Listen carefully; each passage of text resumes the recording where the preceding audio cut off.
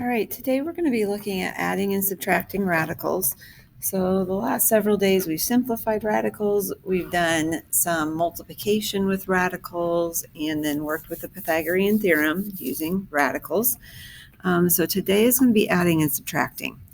Okay, this is not difficult. The hard part comes in keeping track of your multiplying rules versus your adding and subtracting rules. So when we multiply, you can multiply anything together. Okay, so if I'm going to multiply radicals, I can do root 3 times root 7, and that's square root of 21. Then I might check, well, I should check 21 to see if I can do a factor tree and if there's anything that are pairs of numbers that I can pull out, okay? Or if there's a coefficient, so 2 root 2 times 4, you could go root 2, multiply the 2 and the 4, kind of those coefficients together, and then root 2 times root 2 is square root of 4.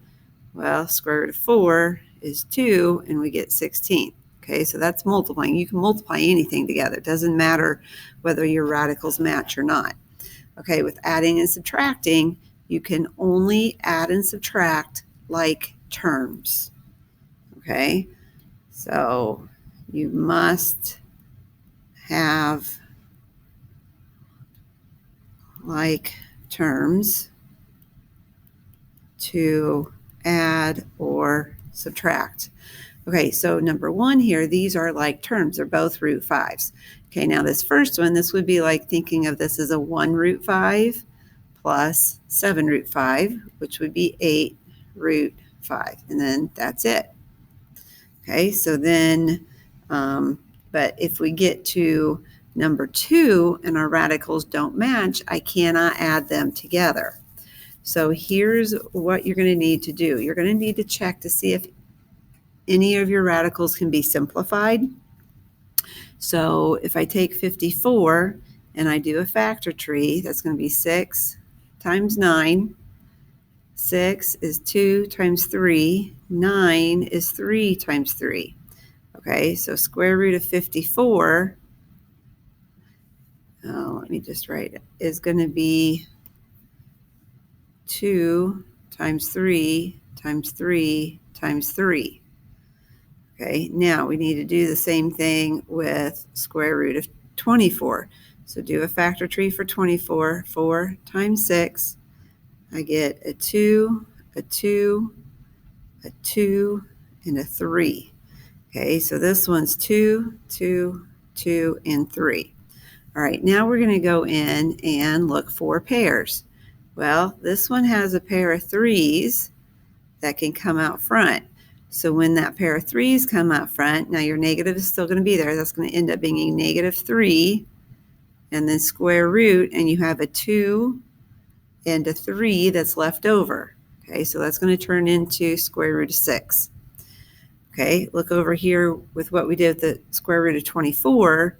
We have 2's that can come out. So those 2's are going to come out. Now you already have this minus 2 out front. Now you're going to get another set of 2's, and we have a 2 and a 3 left over. So put this together. This is going to be minus 4 square root 6. Okay, so now you can see that our radicals, they match. So I can add them together now. So negative 3 minus 4, that's going to be a negative 7 root 6. Okay. Okay, let's go to number 3. All right, so another one, my radicals don't match each other. They're not like, but can I simplify something? So 18, if I do a factor tree on 18, I get 9 times 2. My 9 is a 3 and a 3, and then I have this 2. Okay, so square root of 18 is 3 times 3 times 2. So we're looking for a pair. So there's a pair of 3's. 3's come out. And I have plus root 2. So now I have like terms. 3 root 2 plus root 2, and that becomes 4 root 2. Okay. All right, number 4, 24. 4 times 6. 4 is 2 and 2, 6, 2, and 3. So we're just doing it again. They don't match. So I'm going to simplify, see if I can simplify 24, and we'll see if we can make these things match. If not, then, you just leave them separate if they won't match. Okay. And then minus square root of 6. Okay, well, I've got my pair of 2s, so those 2's come out. I have a 2 and a 3 left. They can't do anything, so that's going to be a root 6. And then minus this root 6. And 6, you might say, well, I didn't do a factor tree for that 6. Well, 6 is 2 times 3, so there's nothing there to make a pair. So square root of 6 is as simplified as it gets. All right, so I have 2 root 6 minus, and then this would be like a 1 root 6. So 2 minus 1 is 1 root 6, or you can just say square root of 6. Okay, 5 and 6. Last couple of examples here. All right, number 5. Again, they don't match. My roots don't match, so I'm going to do a factor tree to see if I can find something that would match. So 27 is 9 times 3. 9 is 3 times 3. So negative 2 square root. I've got 3, 3, and 3. 3, 3, 3. Okay, and then I have this plus 2 root 3. Okay, there's a pair. They're going to come out. So negative 2 times my pair of 3's. And then I have square root of 3 left over. So I'm going to bring down my other term. So this is going to be negative 6 root 3 plus 2 root 3. They match. So now I can add them together.